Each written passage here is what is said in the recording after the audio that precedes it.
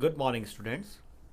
श्री रतनलाल कामालाल पाटनी राजकीय स्नातकोत्तर महाविद्यालय किशनगढ़ के YouTube channel CCE Raj Kishangarh पर आप सभी का स्वागत है। मैं महेंद्र कुमार वर्मा, सहायक आचार्य व्यावसायिक प्रशासन विभाग। स्टूडेंट्स, आज हम बीकॉम पार्ट 3 के paper first principle of marketing के अंतर्गत आज हम अध्ययन करेंगे पेटेंट पर। हमने हमारे पिछले 2 वीडियो में ब्रांड, ट्रेडमार्क की परिभाषाएं, अर्थ के ऊपर डिस्कस किया था। सेकेंड वीडियो में हमने ट्रेडमार्क और ब्रांड के बीच के अंतर, जो डिफरेंस होते हैं, जो अंतर होता है दोनों के बीच में, उस पर डिस्कस किया था। और ट्रेडमार्क किस एक्ट के अंतर्गत रजिस्टर्ड किया जा सकता है, उसके अंतर्गत हमने डिस्कस किया था। हमने ये भी बताया था कि एक ब्रांड कब ट्रेडमार्क बन जाता है, ब्रांड का प्रयोग कौन कर सकता है, ट्रेड का प्रयोग कौन कर सकता है, ये सारी बातें हमने उसमें डिस्कस करी थी। स्टूडेंट्स, इस वीडियो में हम डिस्कस करेंगे पेटेंट पर कि पेटेंट क्या होता है। तो अगर हम बात करें पेटेंट के ऊपर, तो पेटेंट से आशय किसी आविष्कार पर किसी व्यक्ति या संस्था के कानूनी अधिकार से लगाया जाता है। यानी कि कोई व्यक्ति अगर कोई आविष्कार करता है किसी वस्तु का, अगर कोई बुक लिखता है, कोई मेडिसिन बनाता है, तो उसके ऊपर किसी व्यक्ति का कानूनी अधिकार हो जाता है। जब कोई व्यक्ति या संस्था किसी भी नई वस्तु, मशीन, उत्पादन, प्रक्रिया आदि का आविष्कार करती है, तो उसे ये भय होता है कि कोई उसकी नकल ना कर ले या उसका कोई व्यावसायिक उत्पादन करके अपने लाभ के लिए उसका प्रयोग ना कर ले। ऐसी संभावनाओं को समाप्त करने तथा उन आविष्कारों के स्वामित्व को सुरक्षित करने के लिए ही इनका सरकार से पंजीयन करवा लिया जाता है। अब अगर हम कोई जैसे इसकी डेफिनेशन की बात करें या और कुछ बात जैसे है, तो बिटेल एक विद्वान है, उन्होंने एक छोटी सी इसकी एक डेफिनेशन दी है कि पेटेंट एक सीमित एकाधिकारी अधिकार है जो देश की सरकार द्वारा अपने कानून एवं नियमों के अनुरूप प्रदान किया जाता है। मतलब वो कोई भी देश, हर देश के अपने अलग अलग नियम होते हैं पेटेंट को रजिस्टर्ड करने के लिए। उस कानून के द्वारा उस व्यक्ति, वस्तु, मशीन, उत्पादन, प्रक्रिया आदि का रजिस्टर्ड हो जाता है। अगर आप स्क्रीन पे देखें तो इसमें छोटा सा जिसका अर्थ लिखा हुआ है, पेटेंट एक सीमित अवधि के लिए कानूनी अधिकार है जो किसी आविष्कार में किसी व्यक्ति के स्वामित्व अधिकारों को सुरक्षा प्रदान करता है। स्वामित्व मतलब उस मशीन या उस आविष्कार का प्रयोग वही व्यक्ति कर सकता है जिसने उसको बनाया है या उसका आविष्कार किया है, ताकि वह व्यक्ति उस आविष्कार का इच्छानुसार उपयोग या हस्तांतरण कर सके या उसका बिना उपयोग एवं हस्तांतरण किए उस पर स्वामित्व बनाए रख सके। मतलब या तो वो उसका उपयोग कर ले अपनी इच्छा अनुसार, या उपयोग ना भी करे और हस्तांतरण भी ना करे, फिर भी उसका स्वामित्व अपने पास बनाकर रख सकता है।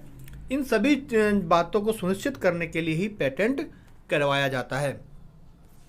अब अगर हम बात करें पेटेंट के जो लाभ हैं, पेटेंट के लाभ क्या क्या होते हैं, तो लाभों में हम सबसे पहले बात करेंगे स्वामित्व की सुरक्षा।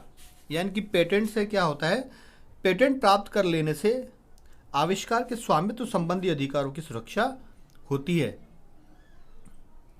कि जो भी व्यक्ति किसी वस्तु का या मशीन का या किसी उत्पादन प्रक्रिया का आविष्कार करता है, तो उसके स्वामित्व उसके पास ही सुरक्षित रहते हैं। दूसरा है स्वयं के हित में उपयोग। इसमें पेटेंटधारी आविष्कार का स्वयं के हित में उपयोग कर सकता है। मतलब वो उसके अपने लाभ कमाने के लिए अपनी इच्छा अनुसार उसका अपने हित में उपयोग कर सकता है। तीसरा जो उसका पॉइंट है वो है अन्य द्वारा उपयोग पर प्रतिबंध। पेटेंट प्राप्त करने के बाद उसका स्वामी ही आविष्कार का उपयोग कर सकता है या बिना उसकी इच्छा के या बिना उसकी इजाज़त के कोई भी व्यक्ति उसका उपयोग नहीं कर सकता। फोर्थ जो पॉइंट है वो है बाजार का एकाधिकार। पेटेंट करा लेने पर आविष्कार की गई वस्तु के बाजार पर पेटेंटधारी का ही पूर्व एकाधिकार होता है। मतलब कोई भी व्यक्ति बिना उसकी परमिशन के, बिना उसकी इजाज़त के उसका प्रयोग नहीं कर सकता। उसका पूर्ण अधिकार बाजार पर उसी व्यक्ति का होता है जिसने उसको बनाया है, जिसने उसका आविष्कार किया है, जिसने उसका उत्पादन किया है। अगला है अधिकार हस्तांतरण। पेटेंट अधिकार का हस्तांतरण भी विधि पूर्वक प्रतिफल के बदले किया जा सकता है।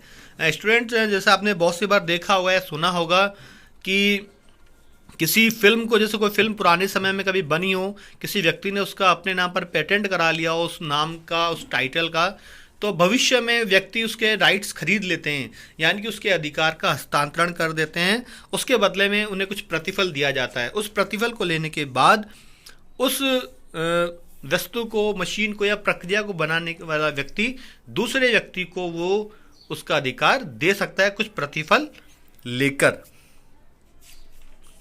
अगला है रॉयल्टी।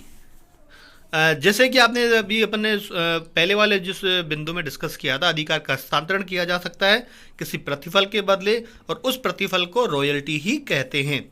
पेटेंट के उपयोग के अधिकार का हस्तांतरण करने पर प्रतिफल मिलता है, जिसे सामान्यतः रॉयल्टी कहा जाता है। बहुत सी बार जब कोई आपने देखा होगा कि कोई दवाई या कोई मेडिसिन कोई व्यक्ति बनाता है, तो वो किसी कंपनी को उस फॉर्मूले को बेच सकता है या दे सकता है, तो लंबे समय तक उसकी एक मुश्त भी उसकी कीमत ले सकता है, या उसको टुकड़ों में, उसको एज ए अपन कह सकते हैं कि रेंट के रूप में, या उसको अपन वैसे दे सकते हैं कि उसको प्रति वर्ष जब तक वो चाहे उसका प्रतिफल उसको मिलता रहे, जिसे हम रॉयल्टी कहते हैं। अगला है साझेदारी उपयोग का अधिकार।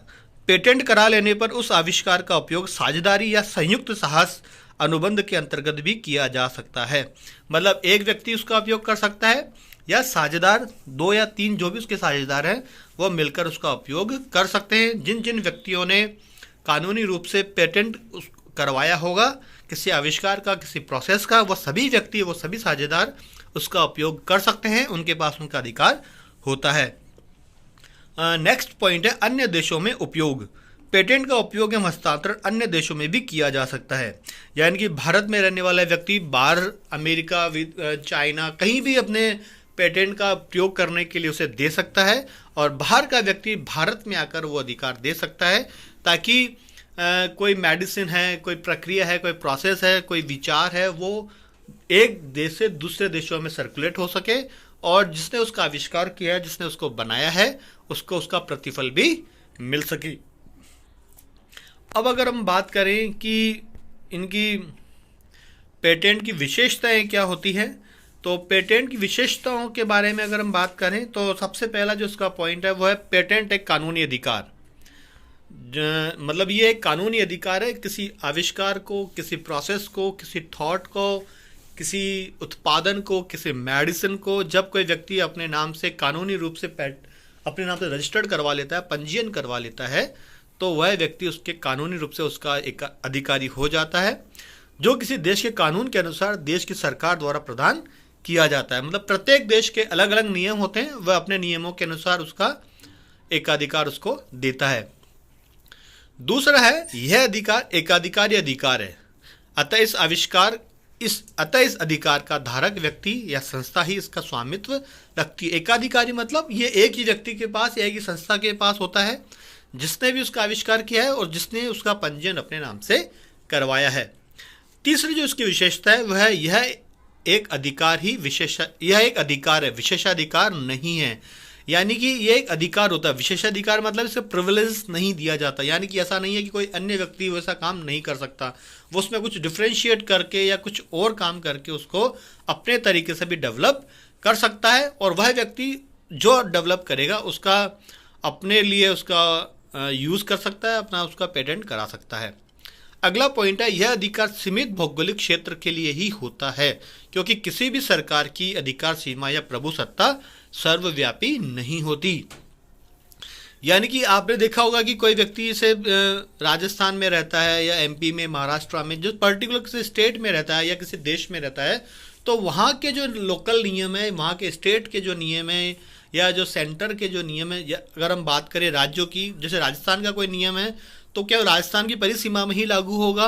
अगर उससे सेंट्रलाइज देश के पूरे देश के लिए अगर उसके पेटेंट लेने हैं तो उसको सेंट्रलाइज जो संस्था है उससे उसका पेटेंट करवाना पड़ेगा। इसी तरह अगर भारत की बात करें तो भारत के नियमों के अनुसार वो किसी का पेटेंट कराता है तो वो नियम अमेरिका, जापान या मतलब out of state, out of country वो नियम चले, इसकी कोई मतलब फिक्स वो नहीं होती। सब देशों के नियम, सब की जो शर्तें होती हैं वो सबकी अलग अलग होती हैं। इसलिए हम कह सकते हैं कि एक सीमित भौगोलिक क्षेत्र के लिए ही पेटेंट दिया जाता है। अगला, पेटेंट अधिकार एक निश्चित अवधि तक ही बना रहता है, मतलब एक निश्चित अवधि तक ही दिया जाएगा। जैसे अगर किसी ने कुछ फॉर्मूला बनाया है, कुछ प्रोसेस बनाया, तो सर्टेन ईयर्स के लिए या सर्टेन टाइम पीरियड के लिए ही वह अधिकार दिया जाएगा। उस अधिकार के बाद अन्य व्यक्ति उस चीज़ को उसका अधिकार नहीं रहेगा। अगला जो पॉइंट है वो है, पेटेंट में आविष्कार का विशिष्ट विवरण एवं रेखा चित्र भी सम्मिलित है। मतलब पेटेंट में हम कोई विशिष्ट विवरण देते हैं या कुछ रेखा चित्र बनाकर देते हैं, तो वो भी पेटेंट के आविष्कार में सम्मिलित होता है। जैसे हमने कोई आविष्कार किया, कोई लोगो, कोई मोनोटाइप बनाया, तो उसका भी पेटेंट करवाया जा सकता है और दूसरे जो लोग हैं उसका अतिक्रमण नहीं कर सकते, मतलब अन्य लोग उसकी कॉपी नहीं कर सकते। अगला, पेटेंट पर एक या अधिक व्यक्तियों का अधिकार भी हो सकता है। मतलब हमने पहले भी डिस्कस किया था, क्योंकि एक साझेदारी के रूप में भी इसको प्रयोग किया जा सकता है। तो पेटेंट किसी व्यक्ति, कोई आविष्कार या कोई प्रक्रिया या कुछ प्रोसेस, कुछ मशीन है, उसको एक या अन्य व्यक्ति मिलकर भी बना सकते हैं, मतलब दो या दो से अधिक व्यक्ति मिलकर भी बना सकते हैं। तो सभी व्यक्ति अगर पेटेंट कराते हैं तो सभी व्यक्ति उसका उपयोग करने का अधिकार अपने पास में रखते हैं। अगला है, पेटेंट का उपयोग वे व्यक्ति, संस्थाएं ही कर सकती है जिनके नाम में पेटेंट अधिकार सरकार द्वारा प्रदान किया गया है। मतलब जब सरकार कोई पेटेंट का अधिकार देती है तो उस अधिकार पत्र में उस व्यक्ति का नाम, उस संस्था का नाम, उस संस्थाओं का नाम लिख देती है, तो वही व्यक्ति उसका उपयोग कर सकते हैं, अन्य व्यक्ति नहीं। पेटेंट अधिकार का स्वामी यदि इस अधिकार का उपयोग न भी करे तो भी अन्य कोई व्यक्ति या संस्था उसका उपयोग नहीं कर सकती। दूसरे शब्दों में हम कहें तो स्वामी द्वारा पेटेंट का उपयोग न करने से इसका अधिकार दूसरे को स्वतः नहीं मिल जाता। मतलब ये बात बहुत ध्यान देने योग्य है कि अगर मैंने कोई आविष्कार किया है और अगर मैं उसका प्रयोग नहीं कर रहा हूँ, लंबे समय तक नहीं कर रहा हूँ, जिस सर्टेन टाइम पीरियड तक मैंने उसका पेटेंट के अधिकार अपने पास में रखे हैं, तो इसका मतलब ये नहीं है कि कोई अन्य व्यक्ति उसका प्रयोग करने लग जाएगा क्योंकि आप नहीं कर रहे तो मैं कर लूँगा। ये बात इसमें नहीं चलेगी। जिस सर्टेन टाइम पीरियड तक मैंने उसका पेटेंट करवाया है, उस टाइम पीरियड तक कोई भी व्यक्ति उस पेटेंट का, उस आविष्कार का, उस प्रोसेस का, उस उत्पादन प्रक्रिया का प्रयोग नहीं कर सकता बिना पेटेंटधारी की परमिशन के, बिना उसकी आज्ञा के। 10वां जो पॉइंट है वो है, पेटेंटधारी स्वयं अकेला या किसी अन्य की साझेदारी में पेटेंट के अनुसार उत्पादन कर सकता है। मतलब जो पेटेंटधारी है, जिसने किसी अपने आविष्कार, उत्पादन प्रक्रिया, मशीन का आविष्कार किया है और उसने अपना पेटेंट करवाया है, वह स्वयं अकेला या किसी अन्य की साझेदारी में भी पेटेंट के अनुसार उत्पादन कर सकता है। मतलब वो चाहे तो किसी अपने, जैसे उसने फॉर्मूला बना लिया है, कोई मशीन बना ली, लेकिन उसका उपयोग वो अपने स्वयं के वे पे नहीं कर सकता, तो वो किसी साझेदारी व्यक्ति या अन्य व्यक्तियों से संपर्क करके, उनसे अनुबंध करके भी उसका उत्पादन कर, मतलब उसका प्रयोग कर सकता है, उस प्रोसेस का, उस आविष्कार का, और उससे कुछ ना कुछ प्रतिफल प्राप्त कर सकता है। तो स्टूडेंट, आज हमने इस वीडियो में पेटेंट के रूप में पेटेंट की जो बात करी है, उससे आप समझ गए होंगे कि पेटेंट कोई भी नई वस्तु, मशीन, उत्पादन प्रक्रिया का आविष्कार होता है, उसका अगर किसी व्यक्ति ने जिसका आविष्कार किया है, मशीन का, उत्पादन प्रक्रिया का, प्रोसेस का, किसी थॉट का, तो उसका उपयोग कोई और ना कर ले, उस भय से बचने के लिए व्यक्ति उस चीज़ का आविष्कार, उस चीज़ का पेटेंट अपने नाम से करवाता है और अपने पास में अधिकार सुरक्षित कर लेता है। तो आज के इस वीडियो में इतना ही। Thank you.